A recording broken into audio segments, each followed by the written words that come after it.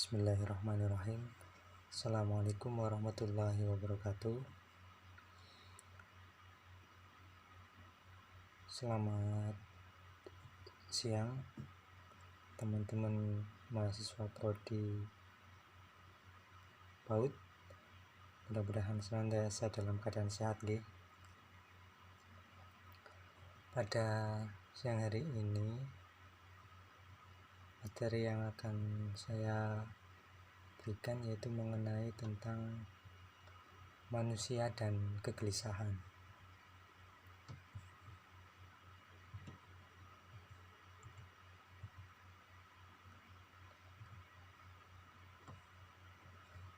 Kegelisahan merupakan hal yang menggambarkan seorang tidak tentram hari maupun perbuatannya. Hati maupun perbuatannya merasa khawatir, tidak tenang dalam tingkah lakunya, tidak sabar ataupun dalam kecemasan. Kegelisahan hanya dapat diketahui dari gejala tingkah laku atau gerak-gerik seseorang dalam situasi tertentu. Gejala tingkah laku atau gerak-gerik tersebut tidak dari seperti biasanya, misalnya berjalan mondar-mandir dalam ruangan,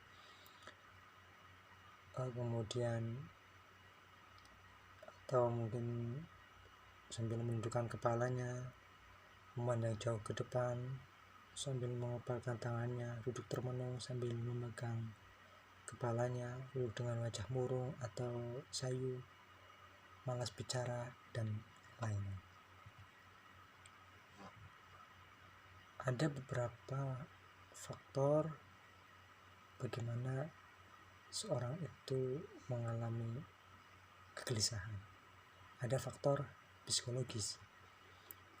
Masalah-masalah psikologis merupakan sebab potensial yang dapat menimbulkan kesepian, terutama bila individu yang bersangkutan tidak mampu menyelesaikan masalah, terus-menerus larut dalam kesedihan.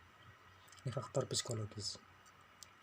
Faktor sosiologis, takut dikenal orang lain. Nilai-nilai yang berlaku pada lingkungan sosial, kehidupan di rumah, perubahan pola-pola dalam keluarga, itu adalah faktor sosiologis.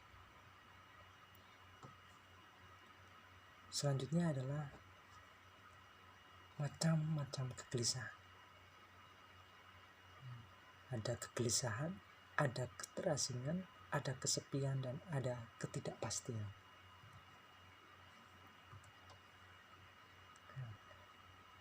Hal-hal demikian bagaimana cara mengatasinya?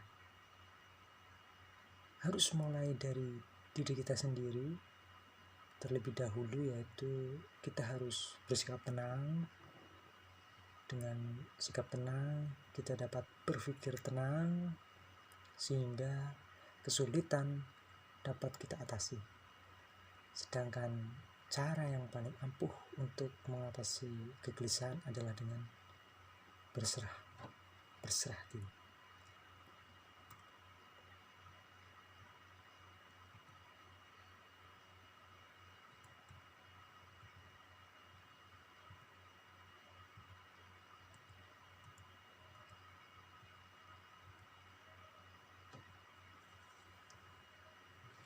Sebenarnya kata kegelisahan itu berasal dari kata apa? Dari kata gelisah.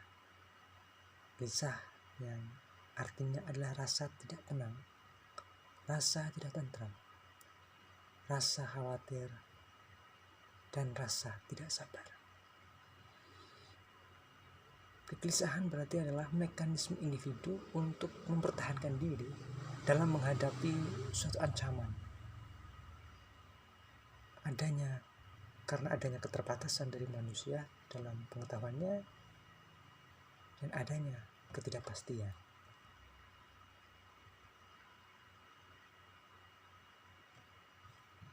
Nah, sumber kegelisahan itu bisa dari internal maupun dari eksternal. Kalau dari internal, ya dari dalam diri manusia itu sendiri ya, rasa malu, rasa berdosa.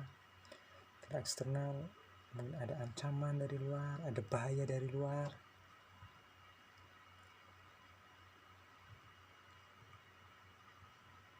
Nah, bagaimana sih hakikat kegelisahan?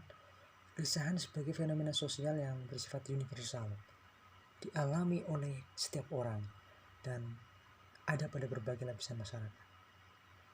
Manifestinya dalam diri manusia adalah unik dan kadang kontroversial. Berbeda setiap orang, berat atau ringannya lama atau sebentar, tergantung stimulus dari lingkungan dan pengalaman individu yang bersangkutan.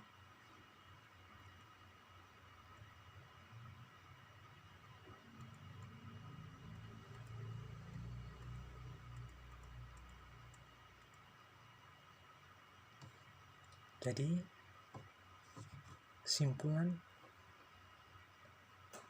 dari apa yang saya sampaikan diantaranya adalah kegelisahan merupakan bagian dari kehidupan manusia.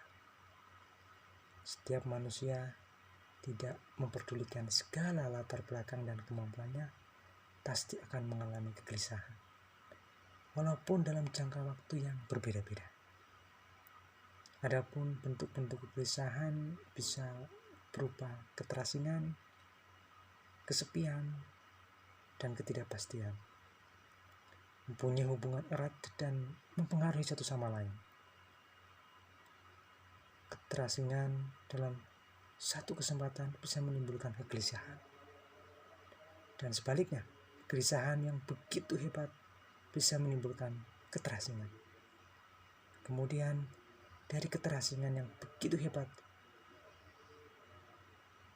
yang dialami oleh seorang bisa menciptakan kondisi kesepian, dan karena kesepian itu bisa menimbulkan ketidakpastian.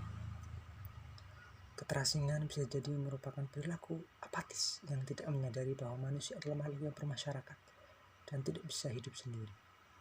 Untuk mengatasi kegelisahan yang dari manusia, cara yang paling ampuh adalah kita harus bersikap qanaah, berpikir positif, kembalikan semuanya kepada Allah SWT dan selalu mengingatnya. Mudah-mudahan teman-teman mahasiswa semuanya kita bisa mengatasi, bisa menyelesaikan segala apa yang menjadi kegelisahan kita dalam hidup ini. Selalu berpikir positif terus dalam segala hal ya. Saya kira demikian. Tetap jaga kesehatan ya, apakah senantiasa sehat. Kurang lebihnya mohon maaf. Saya akhiri. Allahumma fiqh. Assalamualaikum warahmatullahi wabarakatuh.